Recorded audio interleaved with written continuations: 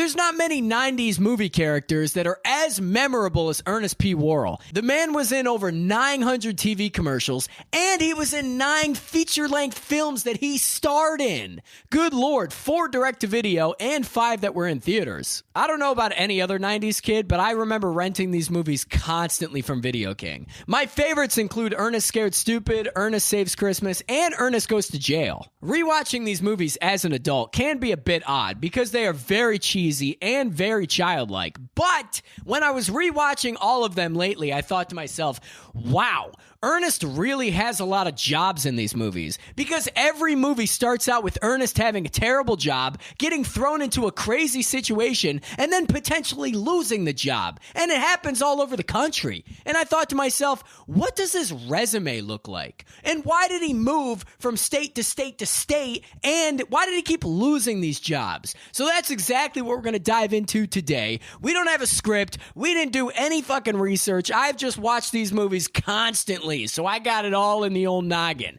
All right, let's start out with the first movie, baby. The first time we see Ernest star in his own movie is in 1987 in Ernest Goes to Camp, and that takes place in Burns, Tennessee. And you're probably wondering how I know that, because the entire movie takes place in Montgomery State Park. We see Ernest as a maintenance man at a summer camp, Camp Kikiki. The camp is run by Chief St. Cloud, and this park is being sought after by a mining corporation, and Ernest and the kids have to fight against the mining corporation so they can keep their camp. And at the end of the movie, Ernest becomes a full-fledged camp counselor.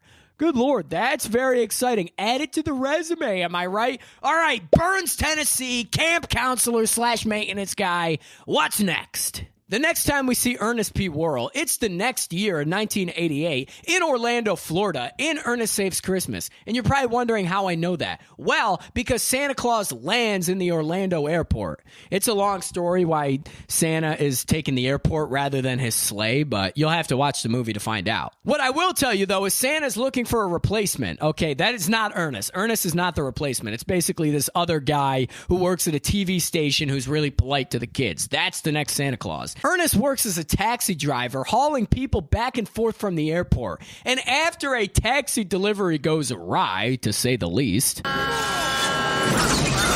Ernest picks up Santa Claus and learns that Santa needs to find the next replacement before the magic dies on Christmas Eve. After giving Santa Claus a free ride in the taxi, Ernest loses his job as a taxi driver. But even though he lost his job, he ended up saving Christmas. Good Lord. And he even got to fly the sleigh, which is pretty cool. Alrighty, Joey C. Add a taxi driver in Orlando, Florida to the list.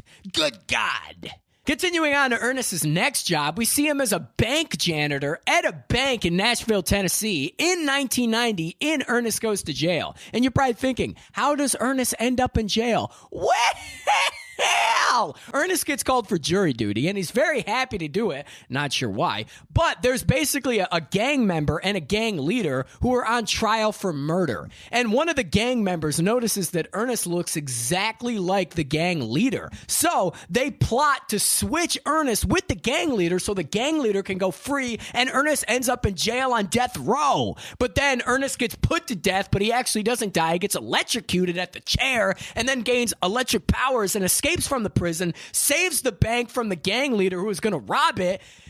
But that's really about the plot. It sounds really weird when you say it like that, but you should watch it. It's a great movie. The good news is, though, in this movie, he does not lose his job, which is pretty fantastic. He almost gets hired as a bank clerk, but I think by the end of the movie, he's still a bank janitor in Nashville, Tennessee. But regardless, a job's a job. Add it to the list, baby. Good God, let's move on. Moving on through the job history, in the next year in 1991, we see Briar Cliff, Missouri, and Ernest is a garbage man, man. Good for him. Think of all the benefits you get from being a garbage man. A sanitational worker, if you will. Good God. That's a state job, I think. And we know the movie takes place in Briar Cliff, Missouri, because the movie tells us. That makes our job very easy here. In the beginning of the movie, we find out that Ernest's ancestor defeats and buries an evil troll underneath a tree. And the troll puts a curse on the Worrell family that every generation gets dumber and dumber and dumber and dumber. And then we get to Ernest. And only the ancestor of that guy, Ernest P. Worrell, can set the troll free. So you can imagine he sets the troll free inadvertently. And then him and the neighborhood kids have to defeat the troll. But in that process of trying to defeat the troll, he loses his job as a garbage man because he captures the mayor's son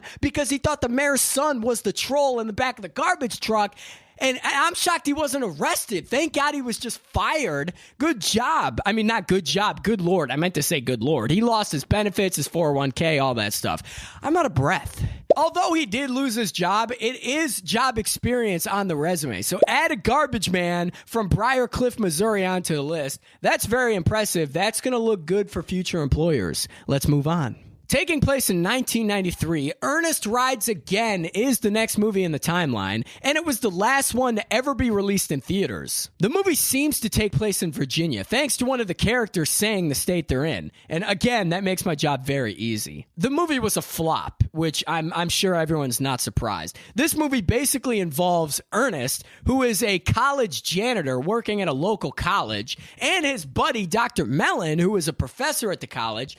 They theorize that there are jewels hidden in the mountains somewhere in Virginia that were hidden during the Revolutionary War that not only the government of England is after, but also this gang is after. So Ernest and Dr. Mellon find the jewels, and then they have to run from the gang who are trying to kill them and take the jewels. And then the government of Britain is after them as well because they want the jewels for the museum.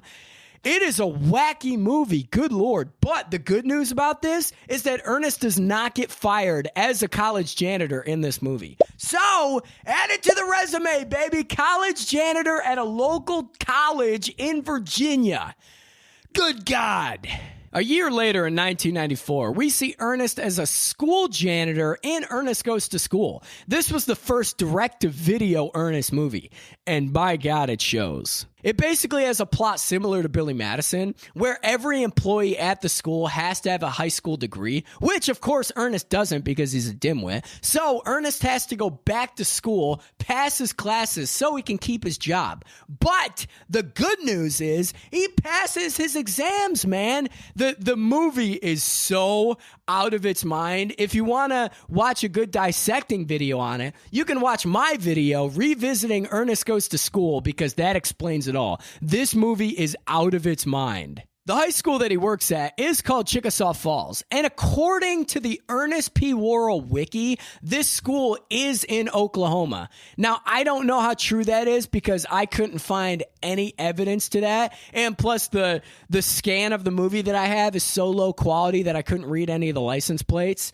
I have no idea. The wiki says Oklahoma. Don't know where they got that from. Take that with a grain of salt. All that being said, though, he is a school janitor at a school in Oklahoma. So add that to the mapping list, baby. Woohoo! Good for Ernest. How did he end up in a school? I have no idea. We'll get to that later. Moving on in 1995, we see Ernest as a mall janitor. I'm sensing a pattern here. In Slam Dunk Ernest, another direct-to-video movie. Now, this mall seemingly takes place in North Carolina, and we know that because IMDb says that the mall takes place in North Carolina. Again, there's no evidence for that. I have no idea. I'm just assuming it's true, so we're going to go with it. You know, this movie is just so out of its mind. Ernest gets visited by an angel and a demon, and he receives magical basketball shoes because the rest of the mall janitors join a local basketball team, and Ernest begs to be on the team, and he gets put as like a cheerleader or a mascot, and then the angel or the demon gives him these magical shoes, and he becomes the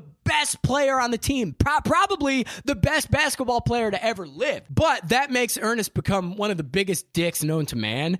And then he has to fight against the demon because the demon's being a bad influence on him. And then he has to get rid of the shoes and he has to try to win the championship game without the magic shoes, but he does it. But then he gets fired as a mall janitor before all that craziness happens because he causes a fire in the mall because he throws a basketball, hits a lamp, the lamp hits the flag thing, and then it catches on fire, and then Ernest has to pay for it. So regardless of the movie, he got fired as a mall janitor at a mall in North Carolina. Good Lord, saying this out loud seems crazy. If my neighbors heard me right now, they'd be like, what the fuck is this guy going on about? Regardless of all that, he was a mall janitor in North Carolina. Fantastic. Move on to the next job. Continuing on in 1997, we see the most problematic Ernest movie there ever was. Ernest Goes to Africa, and you can imagine why this is problematic. Good Lord. The movie takes place in Deacon County, Ohio, and we know this because the movie tells us. Makes my job easy. Ernest works as a car mechanic, and he gets fired because he literally destroys a customer's Mustang. I'm not shocked he got fired. I'm just shocked he didn't get arrested.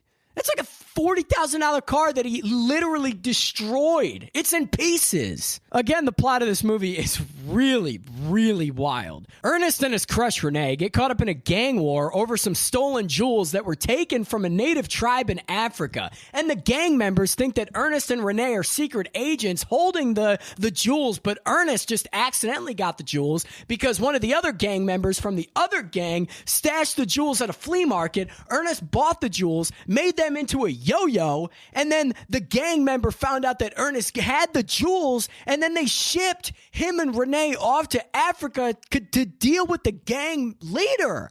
It's when I say that out loud, it seems madness. How? Who wrote this movie? Good Lord, Ernest as a secret agent? That would be a good Ernest movie, actually. When they get into Africa, they have to escape both gangs that are after them, and they have to escape Africa in one piece to get back to America.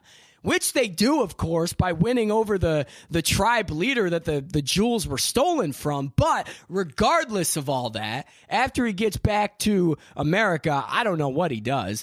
But before he left, he was a car mechanic in Deacon County, Ohio. So at the very least, you can add that to the resume. That they don't need to know that he was fired for destroying a Mustang of a customer. They just need to know that a car mechanic is on the list. That looks pretty good. A janitor and a car mechanic?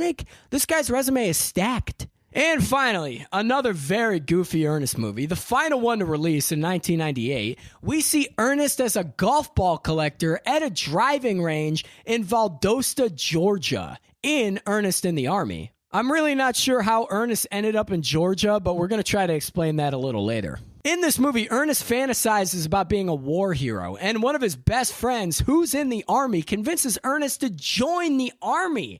I'm not sure how, because Ernest is like 48 at this point, which is way too old to be in the Army, but evidently he joins the Army and becomes a chef cooking pancakes for the Army people. And then, due to a conflict, he gets shipped off to the Middle East, and he has to defeat a war criminal to get back home and stay alive. Because the general gets strapped to a missile, like basically a nuke that's going to nuke the base of the other army. It's out of its mind, dude. Ernest defeats a war criminal? Are you serious? Regardless of all that, though, you know what they say, add a golf ball collector at a driving range in Valdosta, Georgia to his resume. Good God, this guy's resume is stacked. All right, taking all that information, let's try to explain Ernest's entire job history and why he moved all over the country. Let's get into it. Ernest has had many jobs over the years, in many different areas, so all we can do is theorize why he kept moving. It starts in Burns, Tennessee, where he's a maintenance man. We can imagine that after he saved the camp, he worked as a camp counselor for the remainder of the summer, and the next summer of 1998. Then he fell in love with a woman who lived in Orlando, and decided to give love a shot. That's where he got a job as a taxi driver during the Christmas season, after the relationship went south. In 1989 to 1990, Ernest moved back to Tennessee, to Nashville to be closer to his mother, until she inevitably died due to complications of heart surgery. That's where he got hired as a bank janitor and got caught up in jail. After all the legal issues he faced in the movie, the next year in 1991, he moved to Briarcliff, Missouri to escape all the legal trouble and got hired as a garbage man and had to resurrect a troll and fight evil. Due to the trauma of fighting an evil entity, he decided to relocate to a small town in Virginia, in the mountains to be particular, and got hired as a college janitor, which he quite enjoyed. That is until he got caught up in more legal issues when he discovered a treasure that a gang was after. After the other members of the criminal organization continued to threaten Ernest after the movie ended, he decided to move to Oklahoma and take up a job as a school janitor. After saving the school from closing and getting his degree, he made the choice to follow another woman to North Carolina. But after discovering it was actually a 70-year-old man, he was left heartbroken, but chose to stay in North Carolina for the time being and take up a job as a mall janitor. After being caught up in a pyramid scheme that he had no idea of and committing loads of fraud, he decided to escape all the people trying to take advantage of him and run to Deacon County, Ohio, a place he has never been before. He took up a job as a car mechanic, a job that he absolutely hated. Of course, the trauma of being shipped off to Africa and evading murderers and gangs, he made the choice to run off to Valdosta, Georgia, and took up a job at a local driving range as a golf ball collector. Of course, that's where he got shipped off to the Middle East when he joined the army. Unfortunately, that's where our story ended, as Ernest P. Worrell ended up dying in 2000. So we never got to know what his career looked like in the 21st century. It's a real American tragedy. Long live Ernest. Ladies and gentlemen, non-binary, gender fluid, and everybody else in between, I hope you enjoyed this unscripted, unhinged video. Good Lord, I'm sweating like you wouldn't believe. If you want to support the channel, you can go to patreon.com/officialjoeyc for all your exclusive Joey C needs. If you want to follow me on Twitch, you can go to twitch.tv/officialjoeyc. Live stream there a lot. We have a lot of fun. Folks, thank you for supporting the channel. Thank you for watching all my recent videos. I greatly appreciate it. This is a bit of a different video, but I do movie content quite often on this channel, so I hope you'll stick around for that. And with that, I leave you with one thing, okay? Cherish the precious moments, be loved, and stay tuned. I'm out of here. Good Lord, turn off the green screen. All right, I'm going to go make a salami sandwich. I'm kind of hungry.